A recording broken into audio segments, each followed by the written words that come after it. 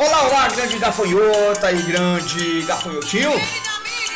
Estamos de volta. Chegamos com a resolução de mais uma questão de física desta prova de ciências da natureza e suas tecnologias do Enem 2025, caderno 8, cor verde. Eu sou o professor João Rodrigues e juntos estaremos resolvendo exatamente a sexta questão de física desta prova. Você tem aí na sua tela, minha grande gafanhota e meu grande gafanhotinho, a sexta questão de física desta prova. Questão 113, cujo contexto aí é o contexto da ondulatória, grande gafanhota e grande gafanhotinho. A icterícia é uma doença que acomete recém-nascidos e pode ser tratada com um método de fototerapia conhecido como banho de luz, que consiste na exposição do recém-nascido a uma fonte luminosa equipada com LEDs azuis. Para o monitoramento da dosagem dessa radiação, é utilizada a resposta óptica de um sensor constituído de materiais orgânicos que luminescem quando expostos à luz azul. Com o passar do tempo, essa radiação oxida os materiais do sensor, alterando sua coloração de vermelho-laranja para verde. Pega a visão aí, ó.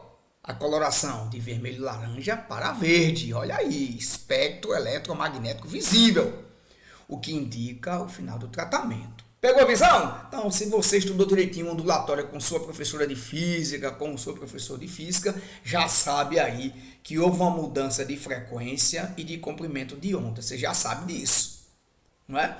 Se a coloração do sensor saiu do vermelho-laranja para verde, o que rolou? Uma redução de comprimento de onda e aumento de frequência. Pegou a visão? Porque o verde tem menor comprimento de onda quando eu comparo com vermelho-laranja, mas tem maior frequência, ok? O gráfico apresenta o espectro de fotoluminescência do sensor em função do comprimento de onda da luz emitida no início do tratamento, quando o sensor é colocado na fralda do bebê. Figura 1 aqui, ó. Figura 1 aqui. Está aqui o espectro, né, no início do tratamento. Contínuo, né? Bem contínuo. O espectro aqui da fotoluminescência, espectro contínuo em função do comprimento de onda. E aqui você tem também a figura do bebê com o fotossensor na fraldinha tomando banho de luz azul, ok? Esse sensor luminesce na região do vermelho-laranja. E aí você tem aqui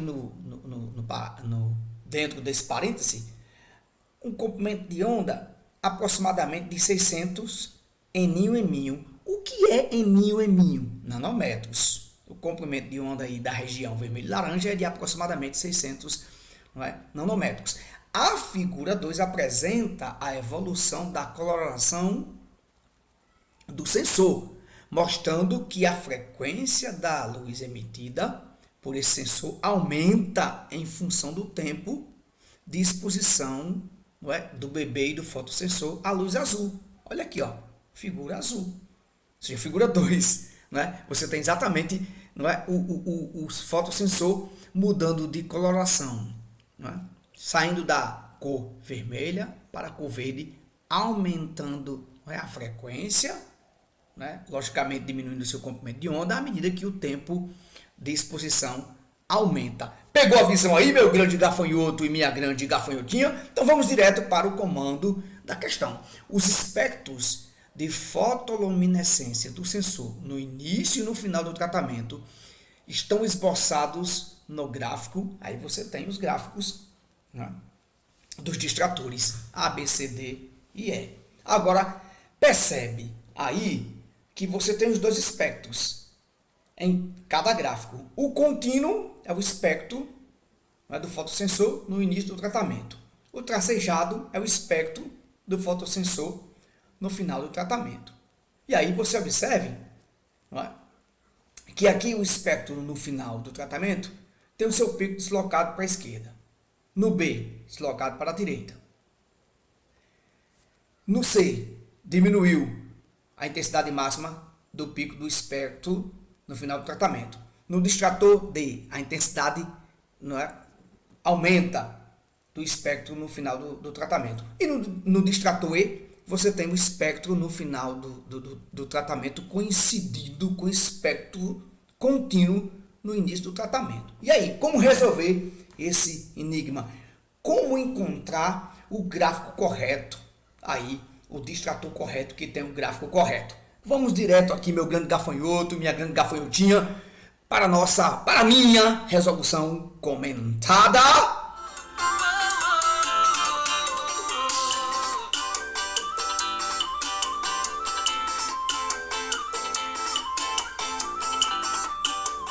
Observe, minha grande gafanhota e meu grande gafanhoto, que eu começo a minha resolução comentada da seguinte forma. Como a intensidade luminosa dos LEDs azuis não muda durante o tratamento, a intensidade máxima da fotoluminescência do sensor no final do tratamento não pode mudar. E aí, você, meu grande gafanhoto, minha grande gafanhotinha, você já consegue aí, não é? Descartar os gráficos do distrator C e do distrator D, porque a intensidade máxima do espectro no final do tratamento diminuiu, quando você compara com a intensidade máxima do espectro contínuo no início do tratamento. Já no distrator D, a intensidade máxima do espectro no final do tratamento aumenta quando você compara com a intensidade máxima do espectro contínuo no início do tratamento. Então, essa intensidade máxima aí do espectro no final do tratamento e no início do tratamento devem ser iguais. Por quê? Porque a intensidade luminosa dos LEDs azuis, não é? A luz emitida, a intensidade da luz emitida pelos LEDs azuis não muda. Pegou a visão? Pegou a visão, e grande gafanhota e grande gafanhoto? Sigamos em frente com a minha resolução comentada aqui, ó. No início do tratamento, a luminescência do sensor exposto à luz azul está na região do vermelho, como já dizia o texto, né? Como já dizia o texto no início lá, ó, aqui, ó. Logo aqui, ó, no segundo parágrafo, ok? A luminescência, não é?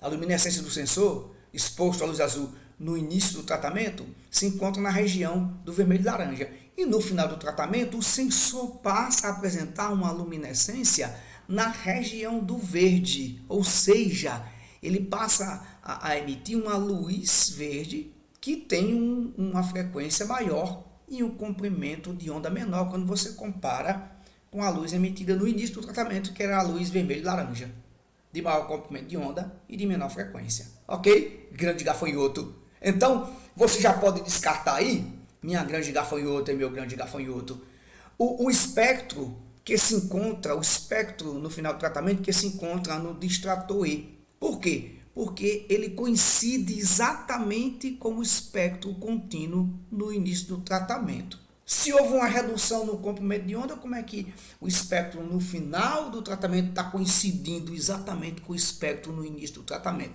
Isso não pode. Só restou aí os distratores, não é?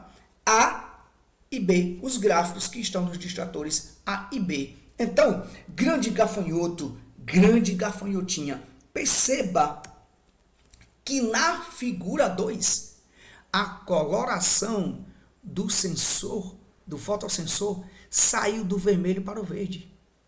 A frequência aumentou. Então, o comprimento de onda da luz emitida por esse fotossensor diminuiu. Portanto, eu concluo aqui a minha resolução comentada dizendo: o pico da fotoluminescência do sensor tem que se deslocar para uma região de menor comprimento de onda no gráfico no final do tratamento.